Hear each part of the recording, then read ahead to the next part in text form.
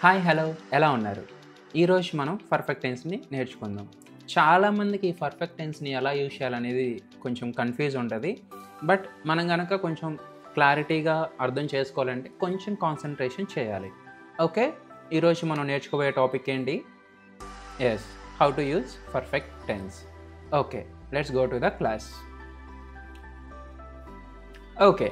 ఇక్కడ చూడండి నేను ఒక మంత్ క్యాలెండర్ ఇచ్చాను. సో, ఇక్కడ మనం అర్థం చేసుకోవాల్సింది ఏంటి అంటే, ఈ పర్ఫెక్ట్ టెన్స్ అనేది ఎప్పుడూ కూడా కరెక్ట్ టైమ్‌తో మనకి లింక్ అయి ఉంటదనమాట. కరెక్ట్ టైమ్‌తో మనం దీన్ని చెప్పాల్సి ఉంటది. కాబట్టి మనం ఎప్పుడూ కూడా ఒక టైమ్ పీరియడ్ ఉంటది మనకి పర్ఫెక్ట్ టెన్స్‌లో అనేది మీరు గుర్తుపెట్టుకోవాలి. అండ్ ఇక్కడ చూడండి మనకి దీన్ని అర్థం చేసుకోవడానికి నేను మీకు ఒక చిన్న స్టోరీ చెప్తాను. ఏంటి అంటే, నాకొక ఫ్రెండ్ ఉన్నాడు.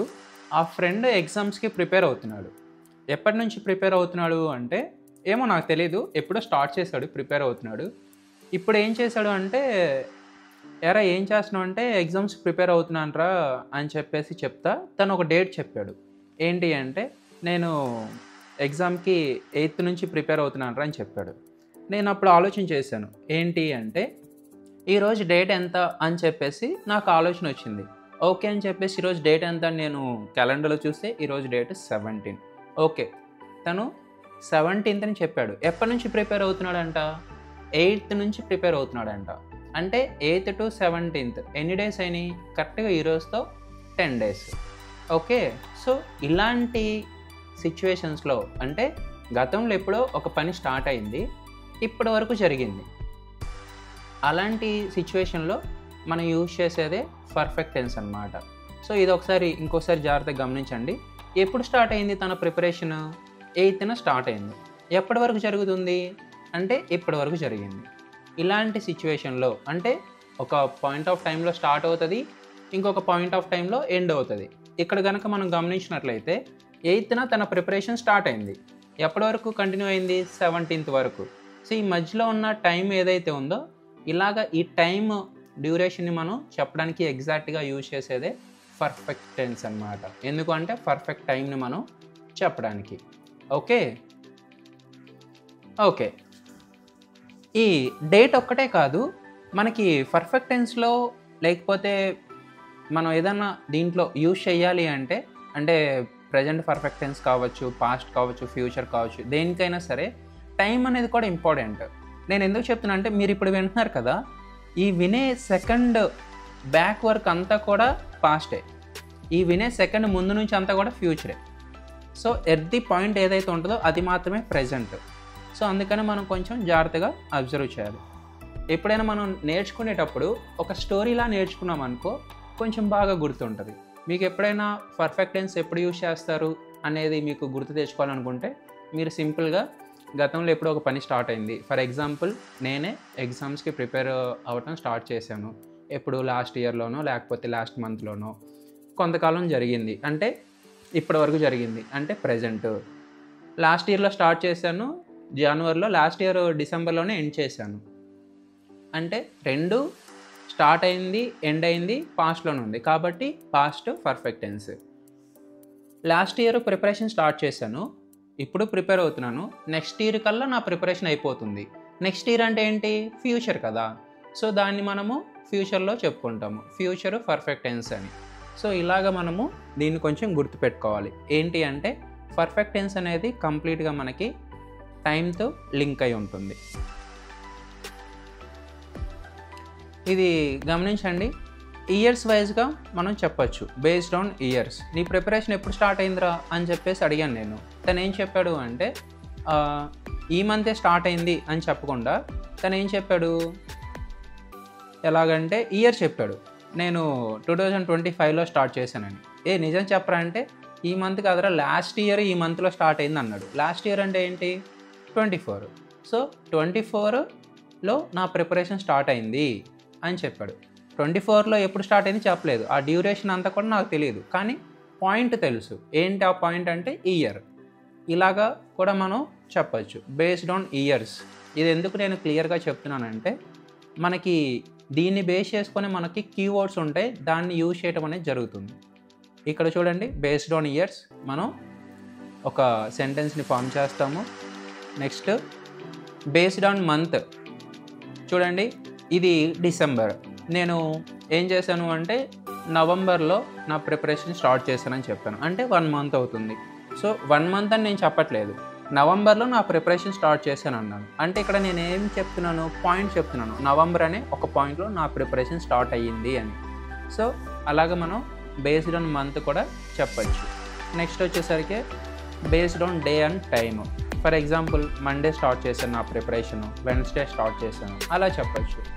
నేను మార్నింగ్ 6 o'clock నా ప్రిపరేషన్ స్టార్ట్ చేశాను. ఇప్పుడే స్టార్ట్ చేసినట్టే కదా, కాకపోతే మార్నింగ్ 6కి స్టార్ట్ చేశాను, ఇప్పుడు టైము 3 అవుతుంది. అంటే ఈ గ్యాప్ని చూసారా, ఈ గ్యాప్ని చెప్పడానికి కూడా మనము యూజ్ చేస్తాము. సో ఇలాగా ఇయర్ కానీ, మంత్ కానీ, డేట్ కానీ, టైం కానీ కరెక్ట్గా ఆ పాయింట్ చెప్పి మనం చెప్తే దానికి యూజ్ చేసే కీవర్డ్ ఏంటి అంటే సిన్స్. ఏంటి ఆ కీవర్డ్? సిన్స్. చూడండి, నేను ఒక చిన్న సెంటెన్స్ చెప్తాను, జాగ్రత్తగా అబ్జర్వ్ చేయడానికి ట్రై చేయండి. నేను లాస్ట్ ఇయర్ అంటే 2020లో నా ప్రిపరేషన్ని స్టార్ట్ చేశాను. నేను నా ప్రిపరేషన్ 2020లో స్టార్ట్ చేశాను. ఇక్కడ చూడండి, నేను ఒక సెంటెన్స్ చెప్తాను, దీని కంప్లీట్ మీనింగ్ నేను చెప్పను, బట్ సిన్స్ ఎలా వాడుతున్నాను అనేది అర్థం చేసుకోవడానికి ట్రై చేయండి. నేను 2020 నుంచి వైజాగ్లో ఉంటున్నాను. నేనేం చెప్పాను, 2020 నుంచి ఉంటున్నాను అని అన్నాను. 2020 అంటే ఇది 2025, అంటే 2025 నుంచి 2020 వరకు ఎన్ని సంవత్సరాలు అయింది? 5 years అవుతుంది. కానీ నేను 5 years నుంచి వైజాగ్లో ఉంటున్నాను అని చెప్పలా, నేను 2020 నుంచి వైజాగ్లో ఉంటున్నానని చెప్తున్నాను.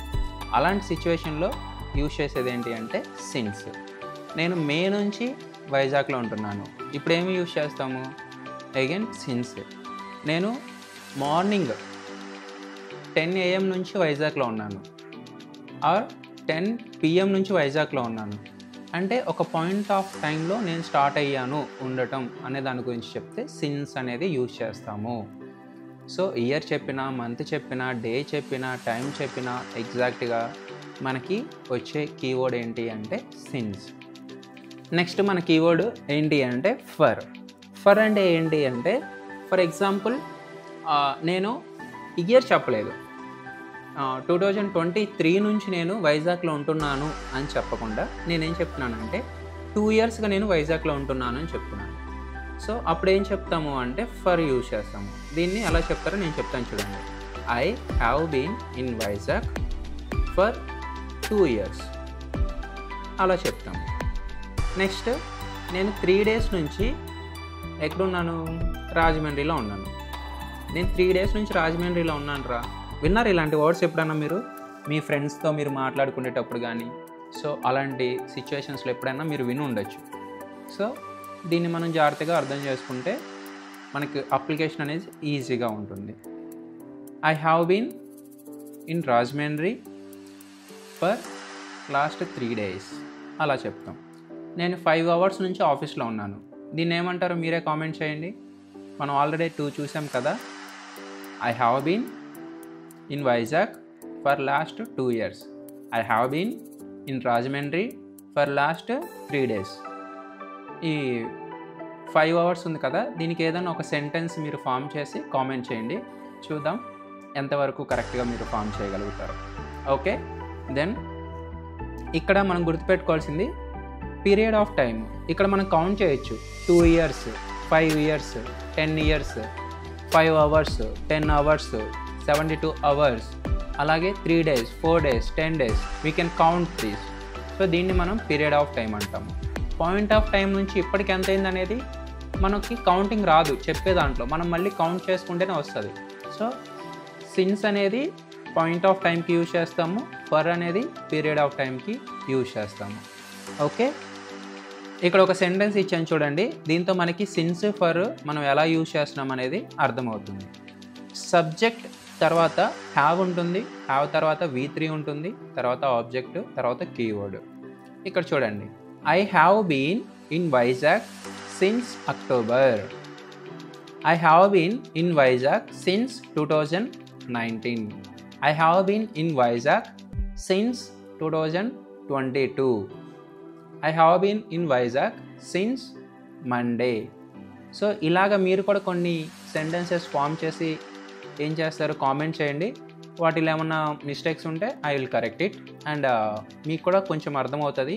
అండ్ జస్ట్ వింటూ ఉంటేనే మీకు క్లాస్ అంత బాగా రాదు. సో కొంచెం మీరు కూడా టైప్ చేస్తూ కొంచెం నోట్స్ తీసుకుంటున్నా ఈజీ ఉంటుంది. బట్ నేను ఏం సజెస్ట్ చేస్తాను అంటే మోస్ట్లీ ఎక్కువ ప్రాక్టీస్ చేయడానికి ట్రై చేయండి. అంతే, ఎక్కువ ప్రాక్టీస్ చేస్తే త్వరగా వస్తుంది, ప్రాక్టీస్ లేకపోతే త్వరగా రాదు. ప్రాక్టీస్ అంటే రాయడం కాదు, మాట్లాడటం. ఇప్పుడు ఫర్ ఎగ్జాంపుల్ ఇక్కడ మనం చూసాం, I have been in Vizag since October అన్నాను. సో మీరు ఇలాగా ఎన్నో ఫ్రేమ్ చేయొచ్చు. నేను 3 రోజుల నుంచి ఇంట్లోనే ఉన్నాను, నేను 4 రోజుల నుంచి ఆఫీస్లో ఉన్నాను. సో ఇలాగ మీరు ఫ్రేమ్ చేయొచ్చు. నెక్స్ట్ ఇంకోటి చూసుకుంటే ఫర్ అనేది దేనికి యూజ్ చేస్తామని చెప్పుకున్నాం, పీరియడ్ ఆఫ్ టైమ్ అంటే 5 hours, 3 days, 3 months, 2 years, 4 years ఇలా చెప్పడానికి. I have been in Vizag for last 5 years, I have been in Vizag for last 10 years ఇలాగ మనము చెప్పచ్చు అన్నమాట. ఓకే, ఇక్కడ చూడండి, ఈ ప్రెజెంట్ పర్ఫెక్ట్ టెన్స్లో మనకి ఒక వర్క్ అనేది ఎప్పుడు స్టార్ట్ అవుతుంది, పాస్ట్లో స్టార్ట్ అవుతుంది, అది ప్రెజెంట్తో ఎండ్ అవుతుంది. సో అలాంటి వాటిని మనం ఏమంటాం అంటే ప్రెజెంట్ పర్ఫెక్ట్ టెన్స్ అంటాం. దీనికి ఉండే కీవర్డ్స్ ఏంటి, సిన్స్, ఫర్, టిల్, అలాగే జస్ట్. వీటికి నవ్ అని పెట్టుకుంటాం. ఎందుకంటే టిల్ నవ్ అంటే ఇప్పటి వరకు, జస్ట్ నవ్ అంటే ఇప్పుడే. ఆ 2 డిఫరెన్స్ ఉంటుంది చిన్నది, తర్వాత మనం మిగతా క్లాస్లో నేర్చుకుందాం. జస్ట్ కీవర్డ్స్ ఇవి ఉంటాయి. సిన్స్, ఫర్ అనేది బాగా గుర్తుపెట్టుకోండి. నెక్స్ట్ ప్రెజెంట్ అంటే పాస్ట్లో స్టార్ట్ అయింది, ప్రెజెంట్ వరకు జరిగింది, ఇప్పుడే ఎండ్ అయింది అనేటప్పుడు మనం ప్రెజెంట్ పర్ఫెక్ట్ టెన్స్ని యూజ్ చేస్తాం. ఇదేంటి అంటే past perfect tense. Past perfect tense అంటే స్టార్ట్ అయింది పాస్ట్లోనే, ఎండ్ అయింది పాస్ట్లోనే. కాకపోతే స్టార్ట్ అయింది, ఎండ్ అయిన దానికి మధ్యలో ఉండే గ్యాప్ గురించి మనం చెప్పాల్సి వచ్చినప్పుడు దీన్ని మనం యూజ్ చేస్తాం అన్నమాట. దీనికి ఉండే కీవర్డ్స్ ఏంటి అంటే టిల్, బై దెన్. సో ఈ 2 కీవర్డ్స్ ఉంటాయి, ఇంకొన్ని ఉంటాయి.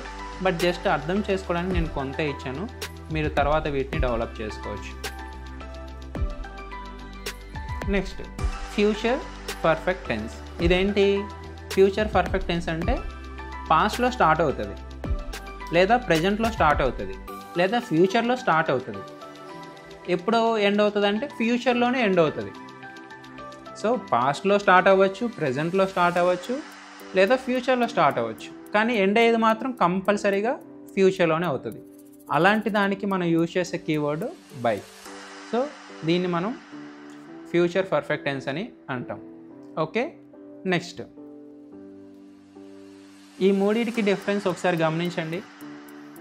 ప్రజెంట్ పర్ఫెక్ట్ టెన్స్ అనేది ఎలా ఉంది, ఎప్పుడు స్టార్ట్ అవుతుంది, ఎప్పుడు ఎండ్ అవుతుంది. పాస్ట్ అనేది ఎప్పుడు స్టార్ట్ అవుతుంది, ఎప్పుడు ఎండ్ అవుతుంది. ఫ్యూచర్ అనేది ఎప్పుడు స్టార్ట్ అవుతుంది, ఎప్పుడు ఎండ్ అవుతుంది అనేది. సో పాస్ట్లో స్టార్ట్ అయింది, ప్రజెంట్ దాకా జరిగిన దాన్ని మనం ప్రజెంట్ పర్ఫెక్ట్ టెన్స్ అంటాము. పాస్ట్లో స్టార్ట్ అయ్యి పాస్ట్లోనే ఎండ్ అయిన దాన్ని మనము పాస్ట్ పర్ఫెక్ట్ టెన్స్ అంటాము. అర్థమైంది కదా? మనము ఇలాగ ఏదైనా సరే ఒక కాన్సెప్ట్ నేర్చుకునేటప్పుడు దాన్ని ఒక స్టోరీ లాగా స్టార్ట్ చేసుకొని దాంట్లో ఏమేమి ఉన్నాయో అబ్జర్వ్ చేస్తుంటే ఈజీగా నేర్చుకుంటాం. Okay guys, thank you so much for watching.